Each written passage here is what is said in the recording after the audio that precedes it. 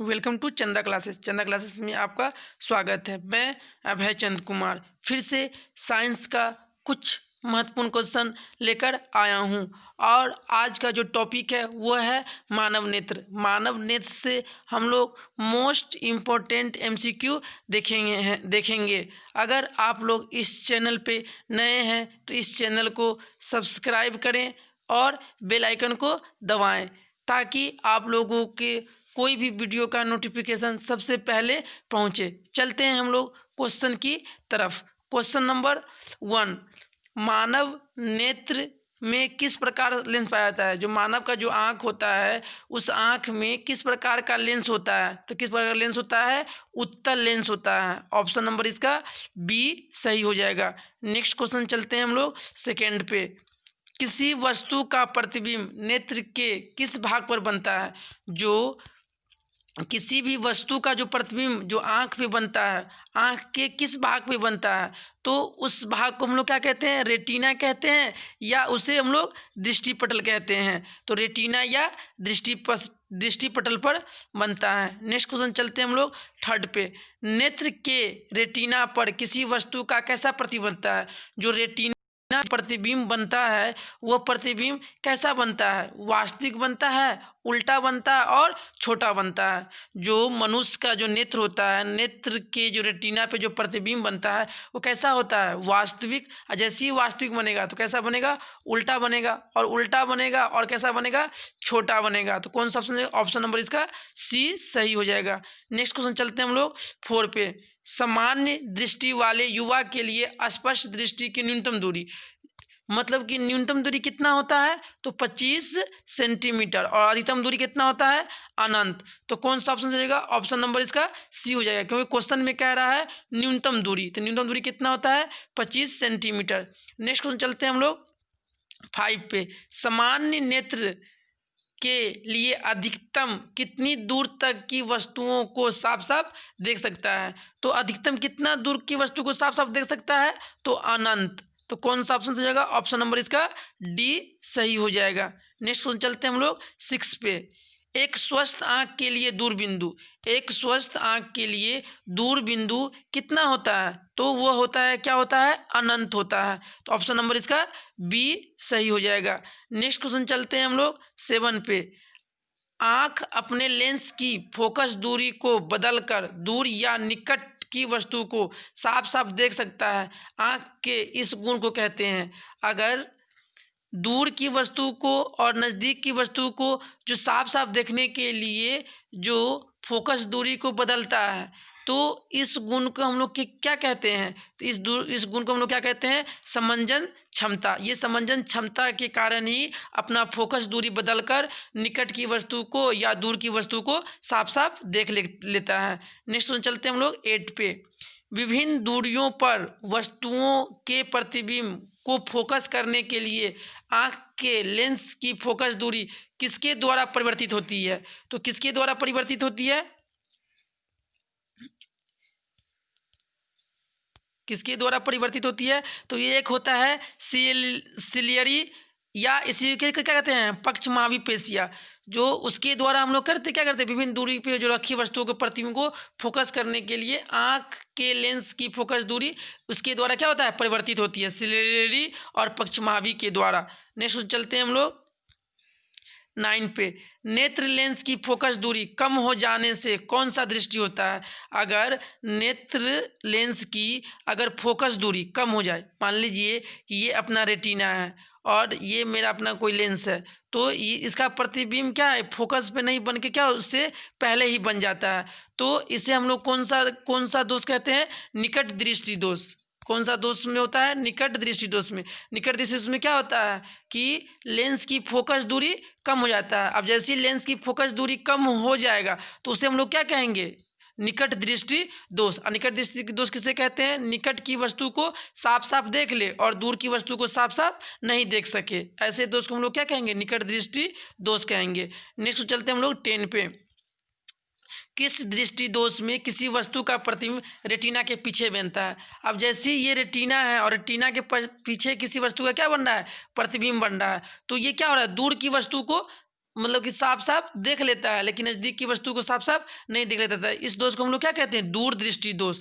अगर प्रतिबिंब रेटिना के पीछे बने तो इसे हम लोग क्या कहेंगे?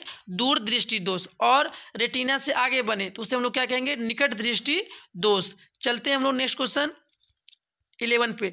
निकट दृष्टि दोष का उपचार किस प्रकार के लेंस से किया जाता है? अगर किसी को अगर निकट दृष्टि दोष हो जाए तो उसके चश्मा में हम लोग कौन सा लेंस लगा देंगे?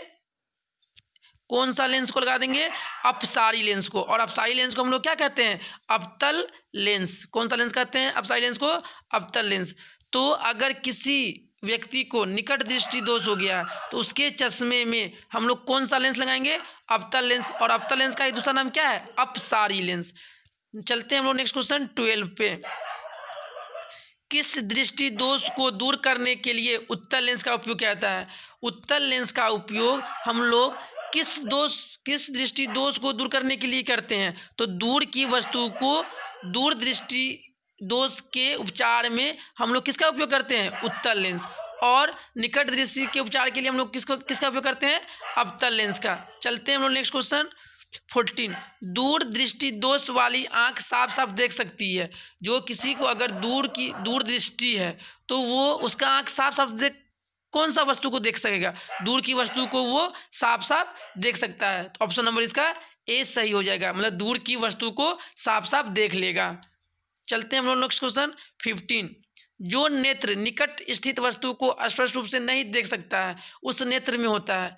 अगर कोई भी वस्तु को कोई भी आंख निकट स्थित वस्तु को साफ साफ नहीं देख लेता है, तो अगर तो निकट को साफ साफ नहीं देखता है तो मतलब दूर को साफ साफ देख लेता है। जैसे दूर को साफ साफ देख लेता है तो उससे हम लोग कौन दोष कहते हैं? दूर दृष्टि दोष। ऑप्शन नंबर इसका सी सही हो जाएगा। चलते हैं हम लोग नेक्स्ट क्वेश्चन 16। स्पेक्ट्रम प्राप्त करने के लिए किसका उपयोग होता है? और स्पेक्ट्रम कब प्राप्त करते हैं? जब प्रिज्म से हम लोग जब श्वेत प्रकाश की किरण गुजारते हैं तो कितने रंग में बढ़ जाता है? 7 रंगों में बढ़ जाता है। और ये 7 रंग दिखता है क्या है? एक तरह का स्पेक्ट्रम में।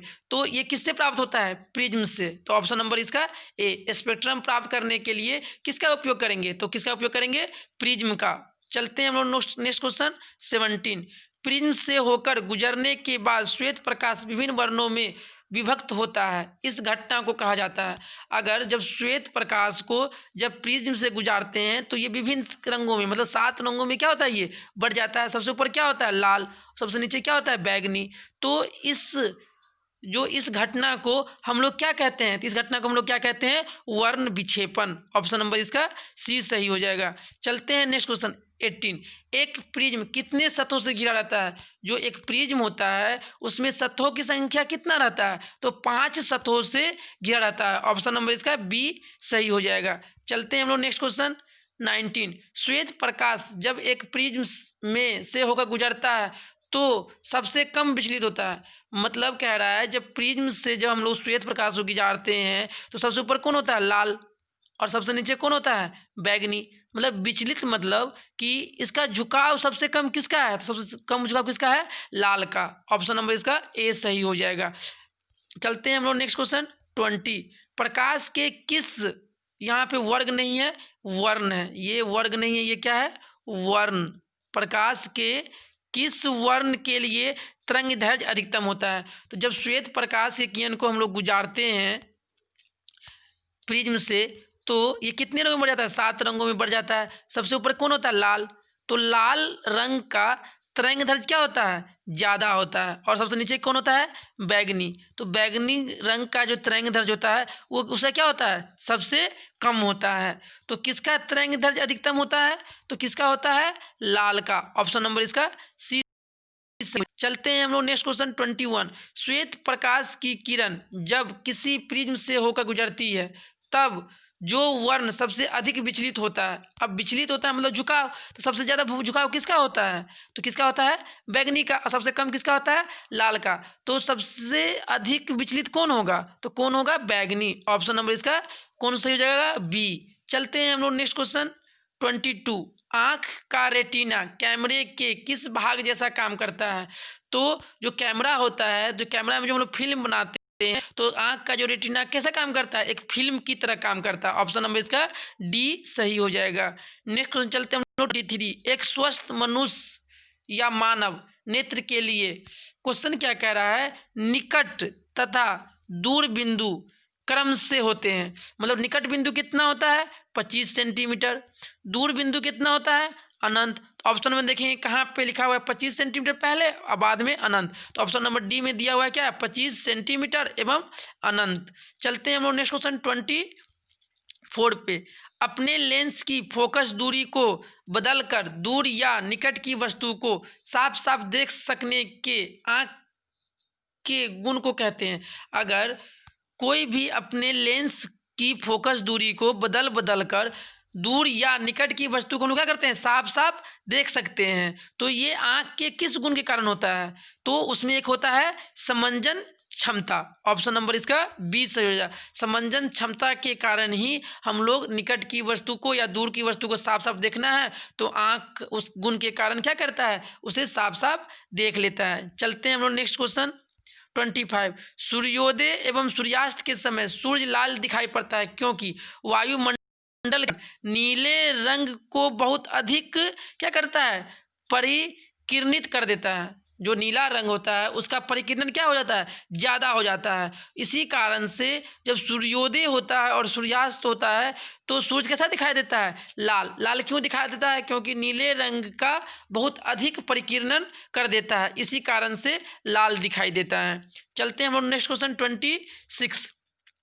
निम्नलिखित में कौन कथन सत्य नहीं है। मतलब कथन सत्य नहीं है मतलब कि गलत है, सही नहीं है। श्वेत प्रकाश कई रंगों के मिश्रण से है बना है, तो ये तो सही है क्योंकि श्वेत प्रकाश कितना 7 रंगों के मिश्रण से बना हुआ है। श्वेत प्रकाश में बैंगनी रंग के प्रकाश का तरंग दैर्घ्य सबसे कम होता है। वास्तव में जब पृथ्वी से हम लोग गुजारते थे तो सबसे नीचे क्या था, बैगनी, और इसका क्या था तरंग दैर्घ्य सबसे कम, और सबसे ज़्यादा किसका था, लाल का। तो बी भी सही है। सी में श्वेत प्रकाश में लाल रंग के प्रकाश का तरंग दैर्घ्य सबसे अधिक होता है, ये भी बात भी सही है।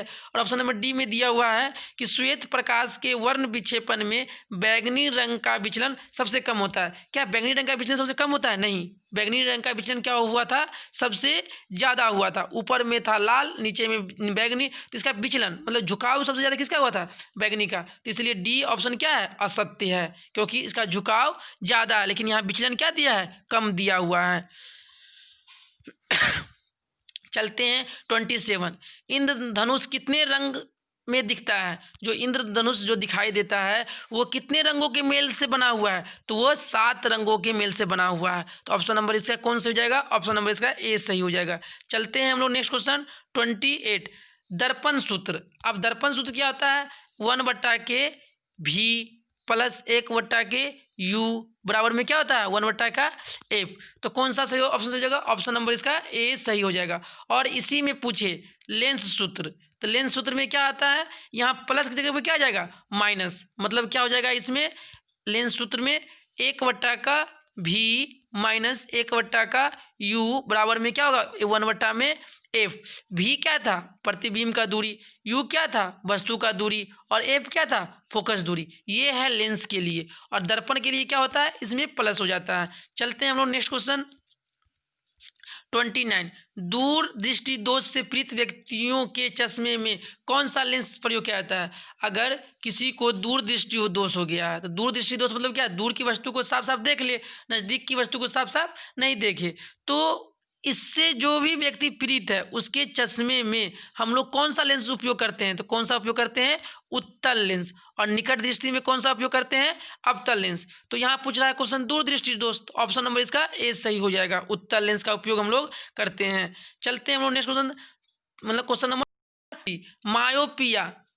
मायोपिया से क्या तात्पर्य है, मतलब मायोपिया किस दोष का नाम है, तो निकट दृष्टि दोष का दूसरा नाम क्या है, मायोपिया। तो ऑप्शन नंबर कौन सही हो जाएगा, ऑप्शन नंबर इसका बी सही हो जाएगा। मायोपिया का दूसरा नाम क्या है, निकट दृष्टि दोष। चलते हैं हम लोग नेक्स्ट क्वेश्चन 31 में क्या कह रहा है कि दूरबीन का आविष्कार किसने किया था, तो दूरबीन का आविष्कार किसने किया था, तो गैलीलियो ने किया था। तो ऑप्शन नंबर इसका ए सही हो जाएगा। नेक्स्ट क्वेश्चन चलते हैं हम लोग 32। अवतल लेंस प्रयुक्त होता है सुधार हेतु। जो हम लोग अवतल लेंस का उपयोग करते हैं किसके सुधार हेतु उपयोग करते हैं, तो किसके सुधार हेतु करते हैं, निकट दृष्टि दोष को सुधार करने के लिए हम किस लेंस का उपयोग करते हैं, तो अवतल लेंस का उपयोग करते हैं। तो ऑप्शन नंबर कौन सही हो जाएगा? ऑप्शन नंबर इसका सी सही हो जाएगा। नेक्स्ट क्वेश्चन चलते हैं हम लोग 33 पे। निम्न में कौन रंग है जिसका खतरे के लिए सिग्नल उपयोग करता है? ऐसा कौन सा रंग है जिसका उपयोग हम लोग खतरे के सिग्नल में उपयोग करते हैं? तो ऐसा कौन सा है? लाल रंग को हम लोग क्या करते हैं? खतरे के सिग्नल में यूज करते हैं। क्यों करते हैं लाल रंग का? क्योंकि इसका तरंगदैर्घ्य क्या होता है? सबसे ज़्यादा होता है। तरंगदैर्घ्य सबसे ज़्यादा होने के कारण खतरे के सिग्नल में हम लोग लाल कलर को यूज करते हैं। तो इसका ऑप्शन नंबर कौन सा हो जाएगा? ए सही हो जाएगा। नेक्स्ट क्वेश्चन चलते हैं हम लोग 34। श्वेत प्रकाश जब प्रिज्म से होकर गुजरती है तो लाल रंग के प्रकाश का विचलन होता है। तो लाल रंग के प्रकाश का विचलन क्या होता था? कम होता था, क्योंकि ये 7 रंगों में बढ़ता था। सबसे ऊपर कौन होता था? लाल। तो इसका विचलन मतलब झुकाव किसका कम हुआ? लाल का। तो लाल का क्या होता था? सबसे कम विचलन होता था। ऑप्शन नंबर इसका ए सही हो जाएगा। चलते हैं हम लोग नेक्स्ट क्वेश्चन 35। तेज प्रकाश में पुतली का आकार कैसा होता है? मतलब तेज प्रकाश है, मतलब बहुत तेज प्रकाश है, उसमें पुतली का साइज क्या हो जाता है? छोटा हो जाता है। क्योंकि जैसी प्रकाश तेज होता है तो हम लोग आँख को क्या कर लेते हैं? मतलब सुकरा लेते हैं। इसी कारण क्या हो जाता है? पुतली छोटा हो जाता है। तो ऑप्शन नंबर इसका ए सही हो जाएगा। चलते हैं हम लोग नेक्स्ट क्वेश्चन 36। उदय और अस्त होते समय सूरज कैसा दिखता है? जब सूरज जिस समय निकलता है और जिस समय क्या होता है? अस्त होता है, उस समय सूरज कैसा दिखाई देता है? तो लाल दिखाई देता है। ऑप्शन नंबर इसका ए सही हो जाएगा। चलते हैं हम लोग नेक्स्ट क्वेश्चन 37। रेटिना पर किसी वस्तु का उल्टा तथा वास्तविक प्रतिबिंब किसके द्वारा बनता है? जो रेटिना पे जो कैसा प्रतिबिंब बनता है? उल्टा बनता है, वास्तविक बनता है और छोटा बनता है। तो किसके द्वारा बनता है? एक होता है अभिनेत्र लेंस द्वारा। ऑप्शन नंबर इसका कौन सही हो जाएगा? ऑप्शन नंबर इसका सी सही हो जाएगा। नेक्स्ट चलते हैं हम लोग 38। प्रकाश का प्राथमिक रंग। प्राथमिक रंग किसे कहते हैं? लाल, हरा और नीला, इसको हम लोग क्या कहते हैं? प्राथमिक रंग। और द्वितीयक रंग किसे कहते हैं? जब दो रंगों के मेल से कोई तीसरा रंग बने उसे हम लोग क्या कहेंगे? द्वितीयक रंग। तो प्रकाश का प्राथमिक रंग किसे कहते हैं? लाल, हरा और नीला, मतलब सभी क्या है? तीनों का तीनों प्राथमिक रंग है। चलते हैं हम लोग नेक्स्ट क्वेश्चन 39। हीरा का आवर्तनांक। हीरा का आवर्तनांक कितना होता है? 2.42। ऑप्शन नंबर इसका 1 सही हो जाएगा। नेक्स्ट क्वेश्चन चलते हैं हम लोग 40 पे। कांच का अपवर्तनांक किस वर्ण के लिए न्यूनतम होता है? अगर अपवर्तनांक की बात करें तो जिसका तरंगदैर्घ्य ज़्यादा उसका अपवर्तनांक क्या होगा? कम। तो अब तरंगदैर्घ्य किसका ज़्यादा होता है? किसका होता है तरंगदैर्घ्य ज़्यादा? लाल का। तो अपवर्तनांक किसका कम होगा? लाल का क्या होगा? कम होगा। मतलब कि जिसका तरंगदैर्घ्य ज़्यादा उसका अपवर्तनांक कम। तो लाल का तरंगदैर्घ्य क्या होता है? ज़्यादा होता है, तो इसका तरंगदैर्घ्य क्या हो जाएगा? कम। तो ऑप्शन नंबर इसका सी सही हो जाएगा। चलते हैं नेक्स्ट क्वेश्चन 41। कांच का अपवर्तनांक किस वर्ण के लिए अधिकतम होता है? तो अभी जस्ट बताएं। तो जिसका तरंगदैर्घ्य ज़्यादा उसके लिए कम, और जिसका तरंगदैर्घ्य कम उसके लिए ज़्यादा। तो बैगनी रंग का तरंगदैर्घ्य क्या होता है? सबसे कम होता है, इसीलिए इसका अपवर्तनांक क्या होगा? ज़्यादा होगा। तो किस रंग का अपवर्तनांक ज़्यादा होगा? बैगनी का। ऑप्शन नंबर कौन सही हो जाएगा? सी सही हो जाएगा। चलते हैं नेक्स्ट क्वेश्चन। चलिए आज की वीडियो में हम लोग 41 मोस्ट इम्पोर्टेंट MCQ देखें। एक क्वेश्चन आप लोगों को HW के रूप में दिया गया है। इस क्वेश्चन का जवाब कमेंट बॉक्स में आप लोगों को देना है। क्वेश्चन क्या है? ऊर्जा का SI मात्रक क्या होता है? जो ऊर्जा का जो SI मात्रक है ये क्या होता है? इसका आंसर आप लोगों को कमेंट बॉक्स के अंदर में देना है। अगर आप लोगों को ये वीडियो अच्छा लगे तो इसे चंद्रा क्लासेस को सब्सक्राइब करें, लाइक करें और इसे शेयर करें और अपने दोस्तों में ज़्यादा से ज़्यादा शेयर करें। अगर यह वीडियो अच्छा लगे तो अपने दोस्तों को क्या करें? शेयर करें। थैंक यू, धन्यवाद।